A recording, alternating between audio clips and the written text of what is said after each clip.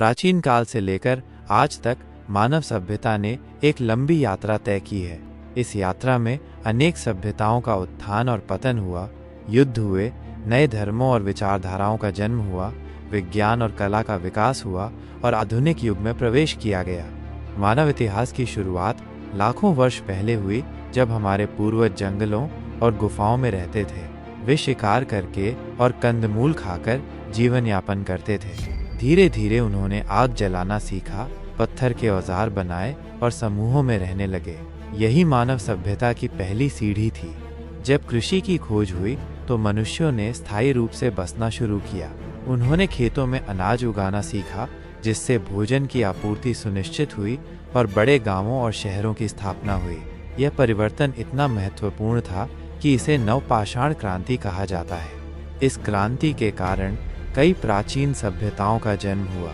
इनमें से पहली प्रमुख सभ्यता मेसोपोटामिया की थी, जो आज के इराक क्षेत्र में स्थित थी। यहाँ के लोग सुमेरियन, अक्कादी, बाबिली और असीरियन कहलाए। उन्होंने लेखन की खोज की और क्यूनिफॉर्म लिपि का विकास किया।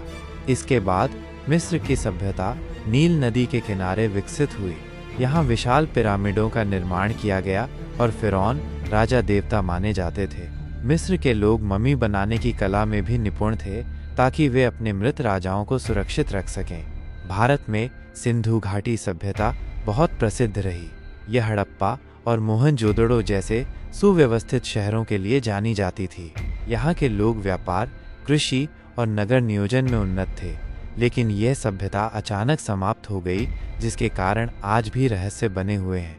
चीन की प्राचीन सभ्यता भी अत्यंत महत्वपूर्ण थी। यहाँ शांग और झोउ वंशों ने शासन किया और महान दीवार चीन का निर्माण हुआ। यूनान की सभ्यता भी मानव इतिहास में विशेष स्थान रखती है। यहाँ सुकरात, प्लेटो और अरस्तु जैसे दार्शनिक हुए, जिन्होंने ज्ञान और विज्ञान के क्षेत्र में महत्वपूर्ण योगदान दिया। यूनान में लोकतंत्र की शुरुआत हुई और ओलंपिक खेलों की परंपरा भी यहीं से आरंभ हुई। इसके बाद रोमन साम्राज्य का उत्थान हुआ, जिसने अपने समय में पूरी पश्चिमी दुनिया पर प्रभाव डाला। रोम के लोग कुशल इंजीनियर थे।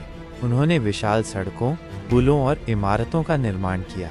रोम का पतन 5वीं शताब्दी में हुआ और इसके साथ ही यूरोप में अंधकार युग की शुरुआत हुई। इस युग में ज्ञान और विज्ञान का ह्रास हुआ, लेकिन इस दौरान इस्लाम धर्म का उदय हुआ और पैगंबर मोहम्मद के नेतृत्व में एक नया साम्राज्य स्थापित हुआ। इस्लामी स्वर्ण युग में विज्ञान, गणित, चिकित्सा और साहित्य के क्षेत्र में अद्भुत प्रगति हुई।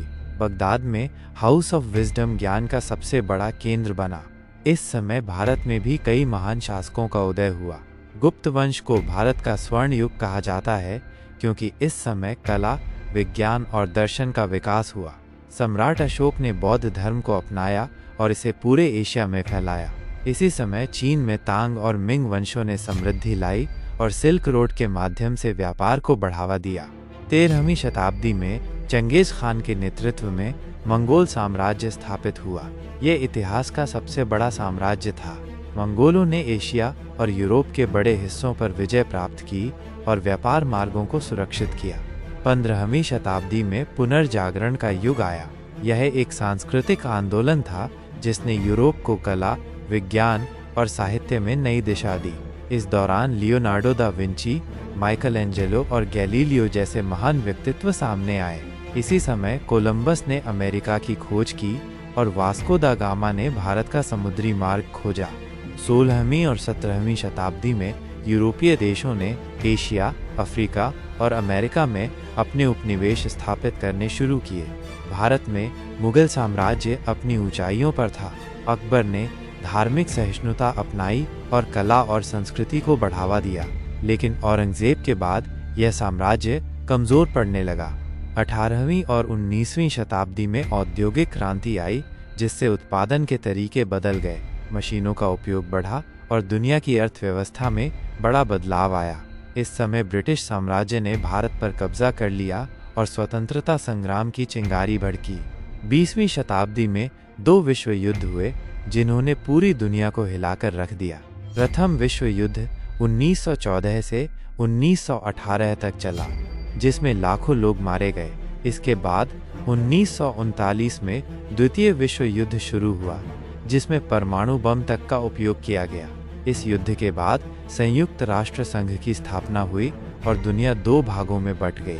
एक ओर अमेरिका के नेतृत्व में पूंजीवादी देश थे और दूसरी ओर सोवियत संघ के नेतृत्व में साम्यवादी देश। शीत युद्ध के इस दौर में कई महत्वपूर्ण घटनाएं हुई, जैसे अंतरिक्ष दौड़, शस्त्रों की होड़ और कई युद्ध। भारत ने 1947 में ब्रिटिश शासन से स्वतंत्रता प्राप्त की और एक नया लोकतांत्रिक राष्ट्र बना। 20वीं शताब्दी के अंत में सोवियत संघ का पतन हुआ और दुनिया में वैश्वीकरण का दौर शुरू हुआ। 21वीं शताब्दी में तकनीक और विज्ञान ने अभूतपूर्व प्रगति की। इंटरनेट, कृत्रिम बुद्धिमत्ता और जैव प्रौद्योगिकी के क्षेत्र में नए आविष्कार हुए, लेकिन साथ ही पर्यावरण संकट और वैश्विक संघर्ष भी बढ़े। इतिहास की यह यात्रा हमें सिखाती है कि सभ्यताओं का उत्थान और पतन निरंतर होता रहता है और हमें अपने अतीत से सीख लेकर भविष्य की ओर बढ़ना चाहिए।